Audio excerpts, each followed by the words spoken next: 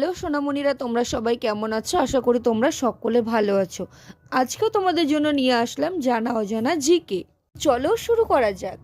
12 মাসে হয় এমন একটি ফলের নাম বলো। কলা। কোন ফলের বাইরে সবুজ আর ভেতরে লাল হয়? তরমুজ। কোন ফলের গায়ে কাঁটার মতো খোসা থাকে? কাঁঠাল।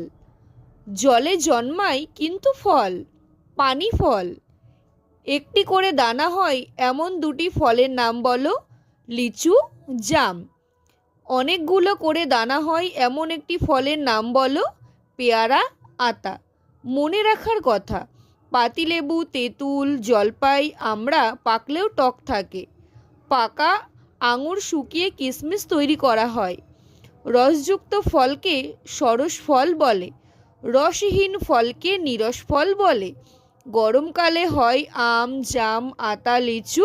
শীতকালে হয় আপেল, আঙুর, কুল, কমলা লেবু। আজকের প্রশ্ন, গরমকালে ও শীতকালে হয় এমন দুটি ফলের নাম তোমরা কমেন্টে জানাও। আমার চ্যানেলটি ভালো লাগলে চ্যানেলটি সাবস্ক্রাইব করে পাশে থেকো।